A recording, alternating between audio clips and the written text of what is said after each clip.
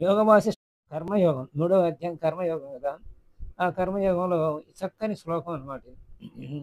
అంటే గుణకర్మల రీతి తెలిసిన తత్వజ్ఞుడు తన ఇంద్రియములు ఇంద్రియ వ్యవహారం విషయముల యందు వర్తించుచున్నవని తెలుసుకొని తాను అతీతుడైన ఆత్మస్వరూపుడనేనని భావించి కర్తృత్వ భావాన్ని తొలగించుకొని చూస్తాడు. అంటే సాక్షిభూతుడుగా తన ఇంద్రియ విషయాలలో ఇంద్రియ విషయాల్లో ప్రవర్తిస్తున్నప్పుడు వాటిని సాక్షిభూతుడుగా చూస్తూ ఉంటాడు అని. కాబట్టి ఇక్కడ కూడా అదే జ్ఞాని కర్మేంద్రియాలను హఠంగా నిర్వహించడం అంటే వాటిని హఠాత్తుగా వాటిని నిగ్రహించడం మంచిది కాదు అంటాను. వాటిని చూసి సాక్షిభూతులు ఓహో ఇంద్రియాలు ఎలా వాటి ఇష్టం వచ్చినట్టు ప్రవర్తిస్తున్నవి అన్నమాట అని గ్రహించుకోవాలి. అంటే వాటి వెంట పడకూడదు. తాను ఆత్మస్వరూపుడుగానే ఉండి సాక్షిభూతుడిగా చూడగలిగిన స్థాయికి ఎదగాలన్నమాట, ఎదుగుతాడు. అందుకనే గుణకర్మల రీతి తెలిసిన తత్వజ్ఞుడు అని చెప్పారనమాట. కాబట్టి మనసు ఎన్నో ఆలోచిస్తున్నాం కదా, నీ బొంద నీవు ఆలోచించుకో, నాకేం అక్కర్లేదు, నేను మాత్రం దానికి లోబడను అని అర్థం అనమాట. అక్కడ సాక్షిభూతుడుగా ఉన్నటువంటి దేహదశలు ఉన్నంత వరకు జ్ఞాని కూడా యథాప్రాప్తమైన కర్మలని చేస్తూనే ఉండాలి. మరి యథాప్రాప్తమైన కర్మలు అంటే గృహస్థులంగా ఉన్నాం మనం, మనలోనూ జీవన్ముక్తులు ఉంటారు, వాళ్ళకి పిల్లలు ఉంటారు, పెద్దవాళ్ళు ఉంటారు, అందరూ ఉంటారు. అమ్మాయి వస్తుంది, అమ్మాయికి ఏదన్నా ఇస్తే సంతోషిస్తుంది. అలాగే వాళ్ళకి వచ్చిన అభ్యాగతుడికి షడ్రసోపేతమైన భోజనం పెట్టామనుకో ఆనందిస్తాడు. ఈ ఆనందాన్ని చూచి మనం ఆనందించటం, అలాగే ఒకవేళ ఆ రోజునేమీ లేకపోతే ఏదైనా విచారగ్రస్తమైనటువంటి సంఘటన జరిగితే దాని గురించి మళ్ళీ విచారించడం కాకుండా సమస్థితిలో ఉండటమే అది సాక్షిభూతుడుగా ఉండటం అంటే. అంటే ఇవన్నీ జరుగుతూనే ఉంటాయి కదా మరి సంసారి అన్నప్పుడు, గృహస్థు అన్నప్పుడు. కాబట్టి దేహదశలు ఉన్నంత వరకు జ్ఞాని కూడా యథాప్రాప్తమైన కర్మని చేయిస్తూనే ఉండాలి. కానీ మనస్సు మాత్రం సమదృష్టిలోనే ఉండాలి. అది మనసులో సమభావన ఉండాలి. ఇప్పుడు అందరికీ మనం ఈ సమభావాన్ని ఎక్కడ చూపిస్తామంటే ఎక్కువగా మనం అతిథులను అందరినీ పిలుస్తాం. అతిథులతో పాటు మన దగ్గర ఉన్నటువంటి భృత్యులని కూడా పిలుస్తాం ఆ వేడుకకి. ఆ వేడుకకి వీడు భృత్యుడు కదా అని వీడికి వేరేగా వడ్డించాం. చేసిన పదార్థాలన్నీ అందరితో పాటు వీడికి కూడా వడ్డిస్తాం. అంటే సమభావం అక్కడే కదా మనం చూపించేది. కాబట్టి దేహదశలో ఉన్నంత వరకు జ్ఞాని కూడా యథాప్రాప్తమైన కర్మల్ని చేస్తూనే ఉండాలి. కానీ మనసు మాత్రం సమదృష్టిలోనే ఉండాలి. భోజనానికి పిలిచినప్పుడు, వేడుక చేసుకున్నప్పుడు వేడుకకి పిలిచిన అతిథులతో పాటుగా మామూలు వాళ్ళకు కూడా అన్నీ వడ్డిస్తాం కదా, ఏది వదలం కదా. అంటే అక్కడ సమభావం మనం చూసాం, అది బాహ్యంగా కూడా చూసాం అక్కడ. అలాగే వాళ్ళందరూ అంతరంగంలో కూడా చూసుకోవాలి. ఒకవేళ కాకపోతే వాళ్ళని దూరంగా ఉంచి వడ్డిస్తాం భోజనం కొంతమంది పురుషులను అయితే, అయినా కూడా వాడి కడుపు నిండిందా లేదా అని మనసులో ఆలోచిస్తాం కదా. అంటే సమభావంతోనే అక్కడ ఆలోచిస్తాం, వాడి స్థాయిని ఆలోచించకుండా. కాబట్టి అలాంటి సమదృష్టి ఎప్పుడూ మనసులో ఉండాలి. అది బ్రహ్మదేవుడి మొదలు మహనీయులందరూ అట్టి స్థితినే కలిగి ఉన్నారు. మహానుభావులు పెద్దలందరూ కూడా అదే స్థితి వాళ్ళకుంది. ఆ స్థితి జీవన్ముక్తుడు వస్తేనే జీవన్ముక్తుడు అవుతాడు వాస్తవంగా. ఈ జీవన్ముక్త స్థితి తర్వాత చూడాల, కొమ్ముడు రూపంలో ఉన్న చూడాల తన భర్తని ఎలా పరీక్షించిందో ఆ స్థితిలో ఉన్నాడో లేదో తర్వాత మనకి వస్తుంది. ఓ రాజా, ఈ ప్రాణి ఈ విధమైన సుఖ దుఃఖాలు అనుభవించాలని లలాటంలో లిఖించబడి ఉంటుంది. దాన్ని మనం ఏమంటాము? ప్రారబ్ధము అంటాం.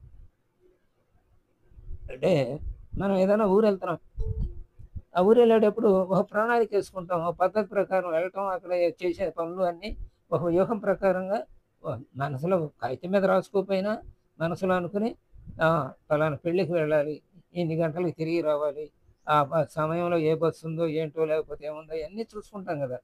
అలాగే అంటే ఒక నియమం ప్రకారంగా ఒక పథకం వేసుకుంటాం. అలాగే ఈ ప్రారంభం కూడా అలాంటిదే. ఓ రాజా, ఈ ప్రాణి ఈ విధమైన సుఖదుఖాలు అనుభవించాలని లలాటంలో లిఖించబడి ఉంటుంది. కనుక జ్ఞానికైనా అజ్ఞానికైనా ప్రారబ్ధ కర్మని తప్పించుకోవటం కుదరదు. ఇద్దరు, జ్ఞాని అజ్ఞాని ఇద్దరు కూడా ఆ ప్రారబ్ధాన్ని అనుభవించవలసిందే.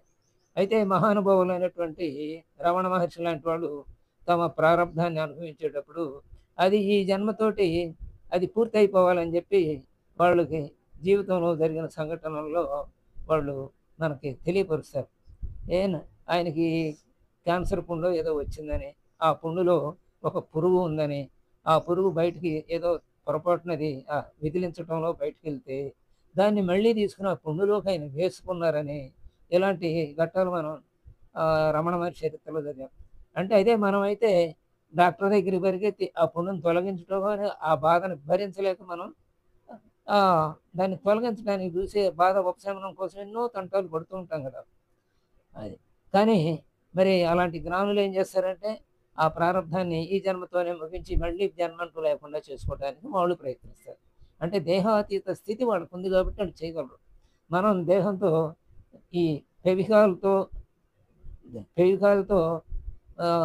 సన్ గ్లాస్ని చక్కగా అతికిస్తే ఆ రెండు ఎంత గట్టిగా అతుక్కుపోతాయో, మళ్ళీ ఆ చెక్క నుంచి ఆ ఫెవికాల్ని నుంచి ఫెవికాల్తో అతికించినటువంటి ఆ గ్లాసుని సన్ గ్లాసుని తీయటానికి శానము, సుత్తి, శానము ఇవన్నీ ఉండాల్సిందే. అవి లేకపోతే అది రాదు.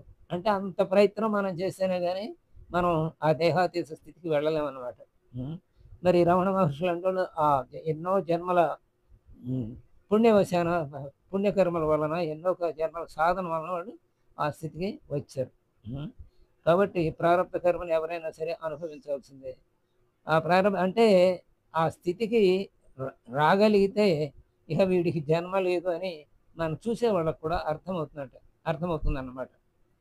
సికిధ్వజుడు అప్పుడు అంటున్నాడు, అంటే ఎందుకు ఇంత చింతాక్రాంతంగా ఉన్నావు అని చెప్తే అని అడిగితే దానికి చూడాల కుమ్ముడు రూపంలో చూడాలి చెప్పిన విషయాన్ని ఇప్పుడంతా విన్నాం.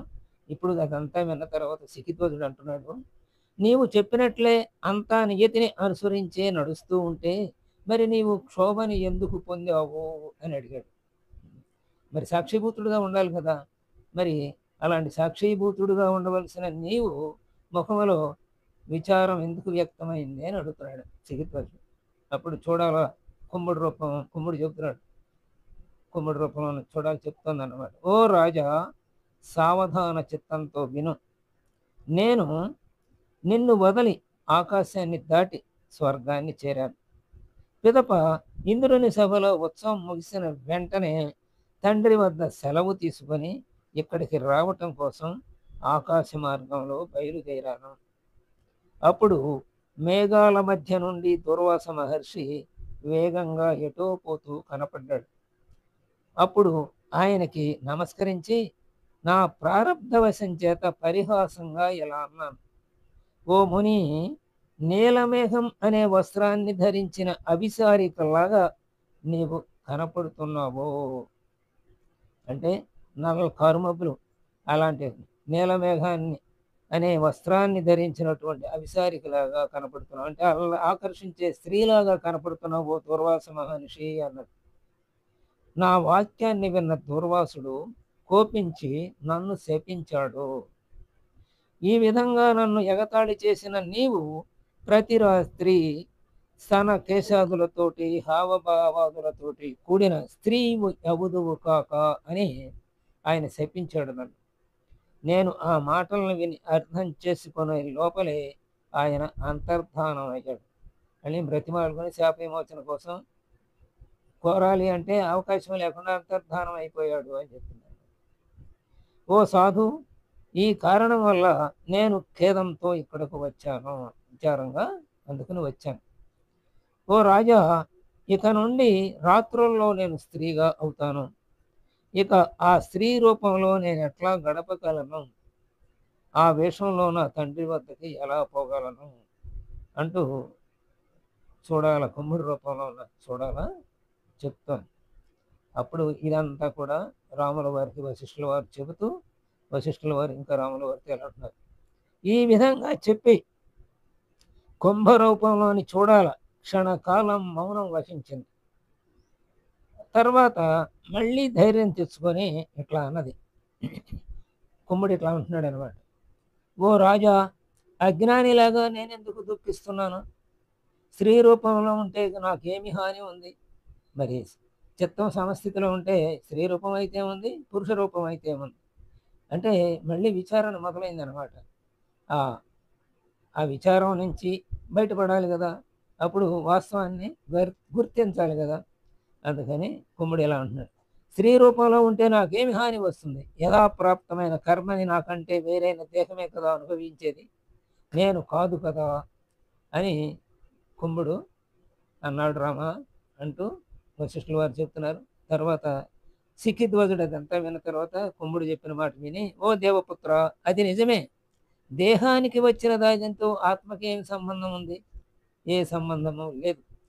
సుఖాలు కానీ దుఃఖాలు కానీ నియతి చేత కలిగేవి దేహం కోసమే కానీ దేహి కోసం కాదు. ఇవన్నీ దేనికోసం కలుగుతున్నాయంటే జగన్నియతి అంతా దేహం కోసమే కానీ దేహి కోసం అంటే ఆత్మ కోసం కాదు. ఈ ప్రారంధాన్ని అనిపించేది దేహమే అని చెబుతున్నాడు సికిధ్వజుడు. మరి నీ చింత చేత ప్రయోజనం ఏమిటి? దేహి కోసం కాదు, దేహమే కాబట్టి ఇంకా నువ్వు చింతించాల్సిన అవసరం ఏముంది? నీవు దుఃఖిస్తే ఇతరుల దుఃఖాన్ని నివారింపగల చికిత్సకులు ఎవరు? ఇంకా నీవే సమస్థితిలో ఉండి మిగతా వాళ్ళ దుఃఖాన్ని నివారించవలసింది పోయి మరి నీవే ఎలా చింతిస్తే ఇంకా నీ విచారాన్ని ఆపేది ఎవరు? చికిత్స చేసేది నీ చింతకి చికిత్స చేసేవారు ఎవరు లేరు కదా అంటున్నాడు. కాబట్టి ఇప్పుడు సమత్వాన్ని పొంది దుఃఖరహితుడవై ఉండు ఓ కుంభుడా అని చెప్పి సికిధ్వజుడు చెప్పాడు. ఓ రామ. అప్పుడు వశిష్ఠుల వారు ఇంకా ఎలా కొనసాగిస్తున్నారు. ఈ విధంగా వారిరువురు మాట్లాడుతుండగా సూర్యభగవానుడు అస్తమించాడు. కుంభుడు మెల్లమెల్లగా స్త్రీ రూపాన్ని పొందాడు. తన అవస్థకి దుఃఖాన్ని లజ్జని ప్రకటించసాగాడు. అది చూచి సికిధ్వజుడు కూడా కాస్త దుఃఖించాడు. ఆ విధంగా కాసేపు గడిచిన పిదప సికిధ్వజుడు ఈ వాక్యాలను పలికాడు. సికిధ్వజుడు ఆ తర్వాత ఏం పలికాడో రేపు తెలుసుకుందాం. స్వస్తి.